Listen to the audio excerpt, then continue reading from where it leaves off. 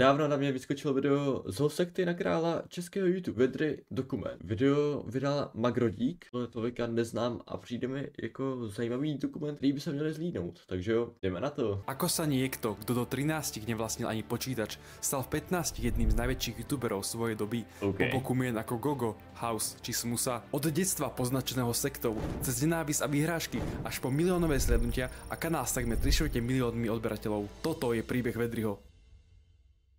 Sponzorom videa je stránka Sell Your Skins, kde predá svoje skiny instantne a za tie najlepšie ceny. Stačí zakliknúť tie, ktoré chceš predať a peniaze si poslať na PayPal, bankový účet, Revolut či dokonca pomocou krypta. A s kódom Magrodík dostaneš ešte o 5% naviac. Link je v popise. Radovan Vedry. Proč má sakra CSko reklamu na Vedry dokumentu? Na internete známy pod prezývkou Vedry sa narodil 3.8.1996 v meste v stredočeskom kraji Kolín. Vyrastal v rodine Jehovových svedkov, kam jeho rodičov ešte pred jeho narodením priviedla babička z maminej strany. Celé detstvo prežil pod prísnymi pravidlami sekty, v ktorej panovala hierarchia, na ktorej vrchole stala rada starších. Tá mala absolútnu moc nad každým členom a nastavovala absurdné pravidlá, ako napríklad povinnosť nosiť kartičku, ktorá oznamuje doktorom, že nemôžu prijať transfúziu krvi, aj keby im to malo zachrániť život. Či muži mali prísne zakázané mať dlhé vlasy alebo bradu. Mimo iného mali povinnosť sa 3-krát do týždňa účastniť na bohoslužbách, ktoré trvali aj 2 hodiny. Práve tam si Vedry osvojil jednu zo svojich najdôležitejších zručností hovoriť pred ľuďmi. Ako dieťa musel recitovať pasáže z Biblie pred celou sálou, čo mu dodalo seba dôveru, ktorú neskôr zužitkoval vo svojej internetovej kariére. Okrem čítania z Biblie som vôbec nevedel. To je crazy. Pred celou sálou, čo mu dodalo seba dôveru, ktorú neskôr zužitkoval vo svojej internetovej kariére. Okrem čítania z Biblie sa na zhromažďovaniach aj verejne ponižovalo za porušenie pravidiel. Jednu z týchto Okrem čítania z Biblie sa na zhromažďovaniach aj verejne ponižovalo za porušenie pravidiel. Jednu z týchto skúseností si pamätá veľmi jasne, keď jeho rodičia zistili, že sledoval filmy pre dospelých. I keď zcela náhodou zapol počítač a jeden z rodičov mal okno s takýmto videom práve otvorené. Všeobecne v sekte panovalo veľké pokrytectvo. Čím vyššie členovia v hierarchii boli, tým viac pravidiel sami porušovali. Napriek tomu bol trestaný práve Vedry. Na zhromaždení ho postavili do kúta a následovalo dlhé kázanie o tom, prečo takéto správanie nesprávne a nepriateľné. Okrem bohoslúžieb a verejných trestov boli súčasťou života aj pravidelné služby od domu k domu. 2-krát týždenne chodil hrozný život. S rodičmi klopať na dvere cudzích ľudí a presviečal ich, aby sa pridali práve k svedkom Jehovových. Vedry bol často tým, ktorý mal hovoriť ako prvý, položiť úvodnú otázku a zaujať domácich. Přemýšleli jste někdy nad tím, co se stane po tom, co zemřete? A to je první, co jim řekneš prostě. A čekáš jako na jejich reakci, podle toho, jak zareagují, tak to jako free low let's play. Kámo, jako já jsem vůbec nevěděl, že Vedry jako dělal vůbec něco takového, to je pro mě absolutní novinka. Jako já jsem upřímně jako byl velký fanoušek, jako samozřejmě já ho mám rád jako youtubera, znám ho jako spoustu youtuberů, jako je třeba Backstreet, Ment, House, nevím kdo ještě. Tak to nic nepadá, ale... Napriek tomu, že sa dokázal prispôsobiť, vo vnútri sa nikdy nestotožnil s vierou. Už ako dieťa si uvedomoval, že sekta je len manipulácia a postupne sa začal dištancovať od prísnych pravidiel. Musel sa však naučiť klamať, aby sa vyhol problémom. Stal sa z neho kompulzívny klamár, ktorý si pred sektou vytvoril úplne inú osobnosť, samého seba. Malo to dopad aj na jeho spoločenský život a pôsobenie na základnej škole. Spolužiaci ho brali za čudáka, bol izolovaný a nemohol chodiť von, lebo vonku sú ľudia, čo by mu mohli zmeniť názor. Mal zakázané sledovať filmy alebo čítať knihy, okrem Biblie. Tá povolená bola. To sa však zmenilo vo Vedryho 12 rokoch. Rodičia postupom času upúšťali od pravidel sekty, čím ďalej, tým viac. Prestali chodiť na bohoslužby, ktoré sa konali niekoľkokrát do týždňa a dokonca sa navzájom podvádzali. Vyeskalovalo to vo Vedryho 13 rokoch, keď sa rodičia napokon rozviedli. Rozvod bolo niečo absolútne neprípustné, čo znamenalo, že boli zo sekty nevyhnutne vylúčení. Babička však vo viere ostala a dodnes sa so svojou dcérou, Vedryho mamou, nerozpráva. Moje babička je jako hodně brainwashnutá. No a ona potkává tu babičku, moje máma, a ta babička se na něj ani nepodívá. Jo, máma jí prostě zdraví, ahoj mami, víš, a jako jde kolem ní a moje babička jde prostě rovně a nevšímá si ji. A prostě ji úplně jako ignoruje a dělá, že neexistuje. Vedry odišiel. OK, tak to je takový. Bývať k otcovi. Zatiaľ, čo jeho mladší brat Filip, narodený o 9 rokov neskôr, ostal s mamou. Od tej doby sa s ňou niekoľko rokov nestretával a bolo aj obdobie, že mamu nevidel celé 3 roky. Dnes však hovorí, že majú výborný vzťah a celý svoj život otočila dobrým smerom. Po tom, čo jeho rodičia prestali dodržiavať pravidlá sekty, sa konečne dostal k svojmu prvému vlastnému počítaču. V roku 2009 si začal sťahovať pesničky svojich obľúbených kapiel, ako napríklad 3 Days Grace. A v Movie Makeri im manuálne dorobil titulky. Takéto videá nahrával na youtube.com. Okrem toho začal hrávať aj počítačové hry. V 9. ročníku objavil World of Warcraft, ktorý hrávali jeho spolužiaci. Bol to pre neho únik z reálneho sveta, kde mohol byť kýmkoľvek. Zaujalo ho, že nikto v hre nebol vo výhode a každý si svoju postavu budoval od nuly. V roku 2011 objavil Minecraft, nebol však stotožnený, o čo v hre vlastne ide a hľadal preto rôzne návody na internete. Narazil na jedného z prvých českých youtuberov, pôsobiaceho protože Krafák byl vlastně základ pro všechny jako youtubery kam v té době. Pod názvom Minecrafák, ktorý mal vtedy len niekoľko stoviek odoberateľov. Jeho videá ho natoľko inšpirovali, že si povedal, že on by chcel začať natáčať vlastné z tejto populárnej hry. Založil si preto na YouTube kanál pod prezývkou Vedri, ktorá vznikla z jeho priezviska Vedral. Krafákov kanál postupne rástol a dosahoval už 10 000 odoberateľov. Vlastnil exkluzívny server Crazycraft, na ktorom mohli hrať len hráči, ktorých prijal. Medzi nich patril aj Vedri, ktorý sa dokázal vypracovať až na pozíciu admina. Zvykol volávať s ostatnými členmi serveru na ich vlastnom TeamSpeaku, predchodcovi Discordu. Do hovoru sa náhodne napil Krafák a iná... TeamSpeak. Zajímá mě, jestli někdo z vás používá ještě TeamSpeak v dnešní době. Jeho třeba používám jako fakt jako výjimečně. Prek veľkému vekovému rozdielu, Vedri mal 15 rokov a Krafák už oslavil 30-ku, si rýchlo porozumeli. Krafák mu navrhol, že môžu natočiť aj videá spolu. Niekoľkokrát sa dokonca stretli osobne u neho doma a hrali spoločne WoWko a Minecraft. Aj vďaka pomoci od Krafáka, ktorý ho skrz videá zviditeľnil, sa mu za rok a pol a 300 nahratých videách podarilo získať 20 000 odberateľov. Jeho kanál však doteraz nebol monetizovaný, nezobrazovali sa tam reklamy a z videí nedostával ani korunu. Vypočítal si, že za zhliadnutia, ktoré mesačne dostáva, by mal zarábať okolo 10 000 korún, približne 400 eur. Požiadal preto YouTube o zapnutie monetizácie, no jeho žiadosť bola zamietnutá. Pri registrácii účtu totiž uviedol svoj skutočný vek, nedovršil 18 rokov, čo YouTube vtedy nepovoloval. Založil si preto ďalší kanál Vedri LP, kde uviedol, že mu skutočne 18 je. Starý kanál zmazal, aby nikto nemohol sledovať videá, ktoré monetizované neboli. V súčasnosti ľutuje, že tak učinil a mrzí ho, že sa k starým videám nemôže vrátiť. Na monetizáciu bolo potrebné prihlásiť. Ale proč byste jako dělal? Proč byste jako nezměnil třeba ten věk, nebo jako jestli to nešlo v té době? No to třeba napsat na rodiče. Ale asi to nešlo v té době, to jako dává pod jednu z mnohých multichannel network firiem, ako Fullscreen či Machinima. Išlo o sprostredkovateľov medzi YouTubeom. A vlastne to nebylo s těma rodičima možná. A to bylo z 15. No to, neviem. A samotným tvorcom, ktorí vyplácali peniaze z reklám. Podpísal zmluvu s práve spomínanou Machinimou, ktorá ponúkala fixnú sumu za 1000 zhliadnutí na videu, a to 2 eurá. Na tú dobu to bolo niečo neuveriteľne výhodné. Pre porovnanie, československé kanály zarábali len 40 až 20 centov za 1000 zhliadnutí a tvorcovia v USA dosahovali od 50 centov do $2. Jeho prvá výplata preto činila... To je jak teďka v Česku, kámo, slovo. $2000. Pre 15-ročného chalana to bolo niečo neskutočné. Po 3 mesiacoch si však firma uvedomila, že je stratová a ponúkli mu zmluvu na 30 centov. Rozhodol sa tak Machinimu opustiť. Po úspechoch s Minecraftom sa Vedri presunul ku League of Legends. V roku 2014 začal sériu... Kámo, to je taková moje hra. To je moje hra, borci. A on to pořád hraje. Myslím, že teďka je aj v tom novém streamer Clashi, jestli se někdo z vás znáte a sledujete nějak lolko. A on tam se zrovna přidal jako hlavní člen, takže no, minimálně v tom týmu tam bude. League of Vedri, vo ktorej v každom videu predstavoval iného čempiona. Na rozdiel od ostatných na scéne, ako bol Herdin, streamer a profesionálny hráč lolka, Vedri v hre nevynikal. Divákov bavil svojim humorom a nie kvalitou hrania. Veľká časť hráčov ho preto nenávidela a vadilo im, že je populárny. Tento obsah Herden a jeho Malphite, co ví. Otvoril mnoho dverí. Dostal príležitosť byť komentátorom pre majstrovstvá Českej republiky v tejto hre. Vedri však hru nepoznal dokonale. Drvivú časť komentovania nemal čo povedať a dával priestor skôr ďalším 2 moderátorom. Herdina, ktorý sa majstrovstiev účastnil ako hráč, spoznal ešte pred rokom na ostravskom Kravkone. Taktiež patril medzi základnú zostavu československých youtuberov, ktorí chodili na takéto stretnutia s fanúšikmi. Na tých sa vždy po skončení akcie konali zverstva v podobe pitia alkoholu. Postupne sa však Vedri prestal takýchto oslav účastniť a zameral sa na zdravý životný štýl. Začal sledovať videá o street workoute a cvičení s vlastnou váhou od Adama Roova a Markusa Revolty. Momentálne kontroverznej osobnosti známej aj piesňou Self-Made. Kámo, já ten tak nesnáším, kámo, ale když budeš v té době před pár rokama populární, to já nevím.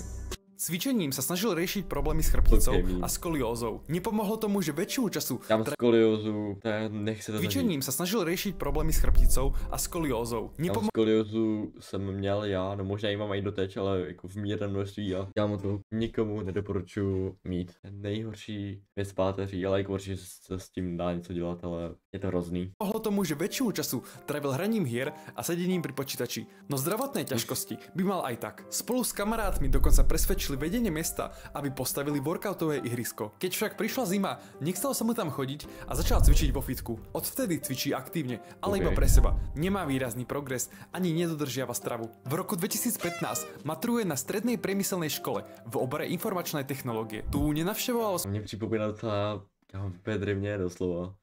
Horaz má skoliózu, Horaz začal cvičit, nedodrží stravování, což já taky ne. A je ajťák, což jsem taky já. Vlastně protože já jsem teďka na škole ajťák a elektromechanik. v obore informačnej technológie. Tu nenavštevoval vo svojom rodnom meste, ale v nedalekej Kutnej Hore. Hneď po strednej škole odletel v októbri spolu s kamarátmi do tretieho najväčšieho kanadského mesta Vancouveru. Mal v pláne tam rok žiť a zlepšiť si angličtinu. Našetrených mal približne 60 000 korún, okolo 2500 eur, z čoho rovno zaplatil 50 000 len za prvý mesiac nájmu. Do bežnej práce sa mu ale nechcelo. Jeho plán bol živiť sa streamovaním. Začal ešte v roku 2013 vysielať na platformu twitch.tv a v priebehu posledných pár mesiacov stream činil jeho hlavný zdroj obživy. Videá na YouTube vydával už len rekreačne. Lenže ubytovanie, ktoré si s kamarátmi našli, bolo na okraji mesta a malo katastrofálne pripojenie. Download bol 30 megabit, no upload 0,4 30 megabitů, kámo, to je doslova 4 megabajty, nebo možná 3,5. za sekundu. Na živé vysielanie by to nestačilo a navyše nemal ani poriadne miesto pre Jako stačilo by to, jo, ale třeba tak na HD kvalitu. Jako, a v té době by to nevadilo podle mě. Jako rozhodně by to stačilo, ale třeba jen pro jednoho člověka. počítač. Tady mám bordel, tady mám prostě svůj počítač a nemám ho bohužel nikdy zapojit, já nemám kam dát monitory, nemám místo na nic, není místo na nic, takže jsem sem kompa táhnul zbytečně. Ostala mu možnosť nájsť si prácu a kompletne prestať s YouTubeom a so streamom, alebo sa vrátiť do Čiech a pokračovať v tom, čo miluje. Fanúšici nechceli, nech to tak skoro vzdáva. Kámo, nebuď blbý a nevracaj sa sem, pokiaľ fakt nemusíš. Nám stačia aj videá a keď sa rozhľadneš, zaobstaráš aj lepší net. Vedri však mal jasno. Videámi sa neuživím, je to buď to, alebo to. Kompromisy moc nefungujú. Po 14 dňoch na americkom kontinente poprosil otca, aby mu poslal peniaze na letenku. Vrátil sa tak naspäť do Českej republiky k bývaniu s ním. Odchod z Kanady po 2 týždňoch vyvolal obrovskú kritiku. Na internete sa proti nemu strhla vlna nenávistí, verejne ho linčovali a niektorí mu dokonca preli smrť. Dôvodom boli Working Holiday Visa, program, ktorý umožňuje ľuďom od 18 do 35 rokov straviť rok v Kanade s právom neobmedzene pracovať a cestovať. Kanada ich ale občanom Českej republiky udeluje iba 1000 ročne, pričom záujem majú tisícky uchádzačov. To je ale docela pekný, jako, že to krásně jako nabízí. Vedri mal šťastie a bol medzi vybranými, no keď sa tejto príležitosti vzdal už po 2 týždňoch, stal sa nenávideným medzi mladými cestovateľmi. Len 3 mesiace po návrate domov sa 18. februára 2016 vo svojich 19 rokoch sťahuje od rodičov do Prahy. Dlho sám však nevydržal a o pár mesiacov neskôr už býva v spoločnom dome s Backstrixom a Herdinom. I keď nešlo o ich prvé bývanie, ich spolunažívanie bol doslova humusácké. V dome panoval neporiadok a dostal sa to do momentu, že si museli platiť upratovačky. Zároveň sa v tomto období formuje legendárna GTA crew. Spoločné hranie Vedriho, Backstrixa, Menta a Hausa sledovali milióny divákov. Videá patria medzi najsledovanejšie, čo na kanáli majú. A v jednom som sa náhodou... A to byla nejlepší GTA crew, to bylo. Backstrixa, Menta a Hausa sledovali milióny divákov. Videá patria medzi najsledovanejšie, čo na kanáli majú. A v jednom som sa náhodou objavil aj ja. Jak se jmenuje ten týpek? Hej, on mi tady leje benzín. Crazy. Jo! Kámo, jmenuje se Magrodik. Partia týchto 4 sa bohužiaľ rozpadla, lebo Backstrix začal nahrávať videá v angličtine a na tie české nemá čas. Za kamerou však nebolo všetko tak veselé, ako sa zdalo. Vedri začal navštevovať psychoterapeuta, aby spracoval traumu zo sekty. Tak ako aj v detstve, aj v dospelosti predstieral osobnosť, ktorá mala vyhovieť očakávaniam druhých. Najväčší dopad to malo na vzťahy, ktoré kvôli tomu niekoľkokrát stroskotali. Po rokoch terapie sa mu podarilo túto zlú vlastnosť úplne odstrániť. V dôsledku toho však zároveň potlačil a zabudol väčšinu spomienok z detstva, ktoré mu zanechali posttraumatickú stresovú poruchu. V roku 2017 sa Vedri presťahoval znovu, tentokrát do moderného rodinného domu. Herdina v spoločnej domácnosti vystriedal YouTuber House, bývali nedaleko obchodného centra, miestnu pohodu ale narušovala partička pubertálnych chlapcov, ktorá po nich pokrikovala v obchodnom dome. Jazdili malými Aixam autíčkami, ktoré v garáži raz zaparkovali hneď vedľa Houseovej Audiny, čím znemožnili jej otvorenie. Došla mu trpezlivosť a chcel im situáciu vysvetliť. Tak za něma prostě došel OK, kámo. Ale kdyby to prostě dělal? Kámo, proč by se krát? Vedle někoho, kámo, tak moc. Já prostě seřval a že okamžitě, no to je fakt jako trošku jako je se snažil vyděsit, no. 16-ročná skupinka neskôr zistila adresy youtuberov a začala im vypínať poistky umiestnené z vonkajšej strany domu. Jedného dňa, keď sa Vedri a House vracali z fitka, chlapcov pristihli priamo pri čine. Pokus o ich zastavenie vyústil do dramatické naháňačky. Bylo fakt třeba 11 večer, takže prázdná Praha. Různě jsme jezdili třeba v protisměru na kruháči, my jsme jezdili přes takový ty chodníky, kde byly jako stromy. Problém byl, že oni mezi tím byli na telefonu s policií a volali policii, že se někdo snaží zabít a že jim jde o život. Jsme viděli, jak zaparkovali na parkovišti a přijelo tam policejní auto. Jsme zaparkovali taky na druhé straně parkoviště a koukáme na to a najednou přijde druhý policejní auto, policejní dodávka. Fakt třeba 6 policejních aut tam přijelo. Ty s nimi chvilku mluvili, ukazovali na nás, furt my tam stojíme před tím autem. Policajt za náma nějaký jde. Přijde za náma, jak tam stojíme a my, že nás seřve nebo něco a on, ty vole Housey, Vedry, co se tady jako děje, můžete mi to vysvětlit. Nás prostě, ten policajt nás znal, ne? Kámo, jako já sa ani nedožil, no. Končilo to odškodnením mladých chlapcov za spôsobené škody na aute a situácia sa vyriešila. V septembri roku 2020 si zaobstaral svoje vysnívané auto. 2 mesiace predtým najväčší český streamer Agraelus daroval k narodeninám svojmu najlepšiemu kamarátovi Fiat Multiplu. Z darčeka nebol úplne nadšený a tak o 2 mesiace neskôr Agrael spravil stream s tým, že človek, ktorý pošle najväčší donate, auto dostane. Vedri poslal 2 donaty v celkovej výške 30 002 korún, cez 1200 eur. Predbehol ho však užívateľ fan, ktorý poslal 30 556 korún. Keď však zistil, čo vlastne vyhral, od výhry odstúpil a prenechal ju Vedrimu. Dostavil sa tak do Ústí nad Labem auto si prevziať. Natočil s ním dokopy 3 videá, avšak len po 2 mesiacoch vo vlastníctve niekto do auta počas noci nabúral a sen z multiplov sa rozplynul. V živote ale objavil nový cieľ, hľadanie zlata. Pri jedle si púšťal videá, kde ľudia rýžu zlato. Actually ty rýžování zlata od Vedry, jo, to jsou strašně, kámo, za mě zajímavý videa. Jako fakt to doporučuji pro sledování, pro nějaký, jako, pokud vás to fakt zajímá tenhle obsah, tak se jako rozhodně na to podívejte. Já nevím, prostě mě to neskutečně baví, takže to určitě doporučuji. V živote ale objavil nový cieľ, hľadanie zlata. Pri jedle si púšťal videá, kde ľudia rýžujú zlato v prírode. Páčilo sa mu, že sa pohybujú vonku a vykonávajú manuálnu prácu. Niečo úplne iné ako on, ktorý väčšinu času presedí za počítačom. Nemohol však rovno vyraziť k rieke a začať rýžovať. Nemal potrebné skúsenosti ani vedomosti o mechanike a spôsobu práce. Rozhodol sa preto učiť doma a zakúpil balíčky obsahujúce hlinu, v ktorých bola šanca nájsť zlato. Po nazbieraných skúsenostiach sa rozhodol vyraziť do terénu. Vybral sa na náhodné miesto bez toho, aby využil knihy či mapy zlata Českej republiky, ktoré dnes pravidelne používa. Napriek tomu mal šťastie a podarilo sa mu nájsť pár miligramov tejto nerastnej suroviny. Z tejto aktivity vytvoril sériu videí, ktorú sledovali stovky tisíc ľudí. Postupom času svoje vybavenie zlepšoval a zakúpil si napríklad splav s čerpadlom. Celkovo za vybavenie minul viac ako 20 000 korún, okolo 800 eur. Priznáva však, že toto hobby ziskové nie je. Za dobrý deň považuje, ak nájde zlato v hodnote približne 100 korún, cca 4 eurá. V auguste 2022 si Vedri zakúpil mixážny pult a začal experimentovať s drum and bass. Myšlienka tvoriť vlastnú hudbu sa u neho zrodila už vo veku 20 rokov, keď začala chodiť na rave party. Práve tam poctil tu... Vedri je nejvíc jako účinný jako československý youtuber, protože Boris umí natáčet videa, Boris umí streamovat, Boris umí rýžovat zlatom, umí dostávat ja na DJ stroj, proste tak složitý dětství, kam to je crazy, jako dvojtíva. Vytvoriť niečo vlastné, čo bude znieť lepšie. Začal najprv streamovaním DJ setov skrz svoj Twitch účet. Neskôr sa mu ozvol niekoľko nočných klubov a ponúkli mu príležitosti na vystúpenia. Odohral niekoľko shows s priemernou kapacitou okolo 200 ľudí. I keď nebol skúsený tak ako ostatní DJ, priznáva, že kvôli dosahom na sociálnych sieťach bol dostať zakázku takmer bez práce. Plánoval aj produkciu hudby komerčne a postupne mu došli ponuky na väčšie akcie pre tisícky ľudí. Videá zo setov občas pridávam svoj druhý kanál Sanctuary 174, venovaný čisto tejto tématike. Okrem DJovania si chcel po 7 rokoch od ukončenia strednej školy vyskúšať vzdelávanie na vysokej škole. Fascinovali ho ľudia, ich osobnosti, ako je každý iný a odlišný. Podal preto prihlášku na odbor antropológie na Univerzite Palackého v Olomouci. Iskra z jeho západov vzdelávania prijatý nebol. O rok sa v jeho 27 rokoch presťahoval do veľkometrážneho podkrovného bytu v Brne s úmyslom, že pôjde študovať odbor klasickej antropológie tam. Bol prijatý, avšak na škole dlho neobstál. Ale vlastně po těch zkouškách tak mi došlo, že to bude jako těžce moc biologický a že to asi nebude pro mě, protože jako biflovat se rok latinu a každý název, každou část jako lidského těla a všechny nemoci, to mě asi nebavilo. To není jako ten typ vzdělávání, který úplně chci.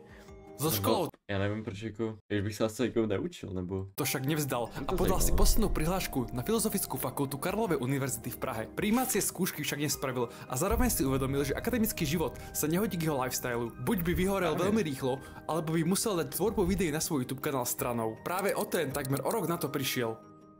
Doteraz mal na kanáli len jedno varovanie za porušenie pravidel komunity služby YouTube. Po prvom varovaní nasledujú tzv. Strajky. Ak dostanete v priebehu 90 dní 3, váš kanál je permanentne zmazaný. Bohužiaľ mu začiatkom roka 2024 došiel na kanál prvý. Takhle ležím v posteli, usínám, najednou koukám, že by přišel mail. YouTube odstranil váš obsah. Náš tým zkontroloval váš obsah a bohužel došel k názoru, že porušuje naše zásady ohledně škodlivého a nebezpečného obsahu. To video byla Reddit reakce a já jsem koukal na klip toho, jak nějaký indický týpci jedou na autě, převrátí ho na bok, jedou po 2 kolech a jeden vystrčí hlavu z okna a začne vyměňovat kolo na té druhé straně auta, která je zvedlá.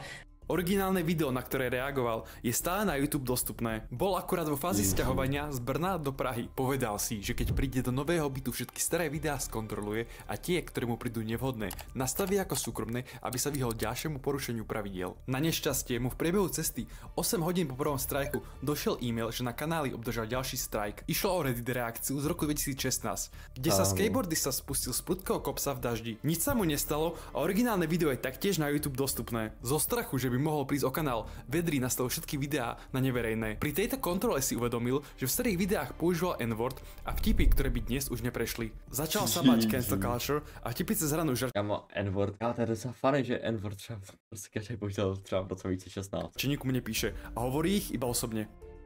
V júli 2024 si Vedri zaplatil... Ale mě zajímá, jak to YouTube kontroluje ty starý videa, že to stíhá, nebo že to zajímá vůbec. Skupinový výlet do USA, zameraný na low tornád. Výlet trval 10 dní a stál približne $4000, vrátane ubytovania a stravy. Počas týchto dní sa mu podarilo vidieť približne 3 tornáda. Bol to pre ňo intenzívny a nezabudnutelný zážitok, z ktorého natočil rovno 3 videá. Aj keď jeho tvorba bola vždy úzko spätá s hraním, Vedri do nej vždy dokázal priniesť experimenty z reálneho života, ktoré jeho kanál odlišovali od ostatných. Hry zostali jadrom jeho obsahu dodnes a popri simulátoroch ťaženia zlata sa naďalej venuje skutočnému hľadaniu zlata v riekach. Ak sa vám video páčilo, poprosím o like a odber, a ak máte nejakú kritiku, zanechajte ju dolu v komentároch. A ďakujem sponzorovi dnešného videa, čo bola stránka na predaj CSGO skinov Selior Skins, kde máte s kódom Agrodík 5% bonus. Taktiež ďakujem všetkým členom za dobrovoľnú mesačnú podporu a teda všetko vidíme sa ďalšieho videa. OK, hele, za mě hodně pěkný video a za mě by to mělo být i dokonce výzhlednutí. A já jsem jako nicméně neměl ani jako něčemu co říct, ale je to hodně hezký video a Vedriho život vlastně spoustu jsem o tom nevěděl, ale i spoustu jsem samozřejmě i věděl, takže je docela super si jako zjistit jako další informace a doufám, že se vám líbila tahle reakce. Pokud nemáte náhodou mě odběr, tak samozřejmě budu rád, když ho dáte. A jo, můžete se těšit u mě zase u další videa, tak zatím mějte, zatím čus.